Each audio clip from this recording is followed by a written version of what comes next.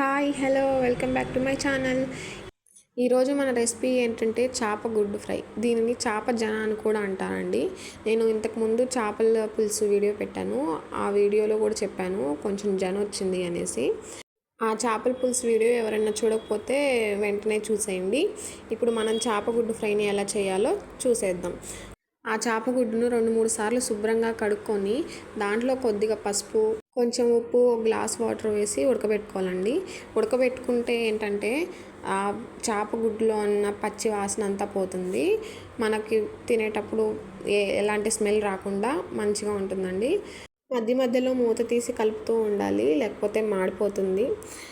ఇది మంచిగా ఉడికిపోయిందండి. తర్వాత మనం ఫ్రై చేసుకోవడానికి ఒక చిన్న కళాయి తీసుకొని దాంట్లో తగినంత ఆయిల్ వేసుకొని 1 స్పూన్ అల్లం వెల్లుల్లి పేస్ట్ వేసుకొని అల్లం వెల్లుల్లి పేస్ట్ పచ్చివాసన పోయేంత వరకు వేయించుకొని తర్వాత మనం ముందుగా ఉడకబెట్టుకొని ఉంచుకున్న చేపగుడ్డును దీంట్లో వేసుకొని మొత్తం కలిసేలా కలుపుకోవాలి.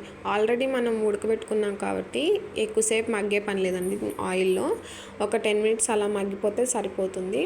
మనం ఆల్రెడీ ఉడకబెట్టుకునేటప్పుడు పసుపు, ఉప్పు వేసుకున్నాం. పసుపు వేసుకునే అవసరం లేదండి.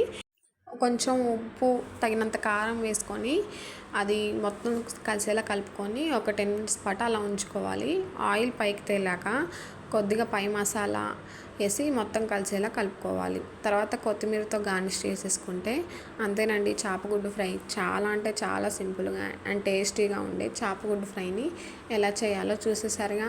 ఒకసారి మీరు ట్రై చేసి మీకు ఎలా వచ్చిందో కామెంట్ బాక్స్లో కామెంట్ చేయండి. Thank you for watching. Please subscribe my channel.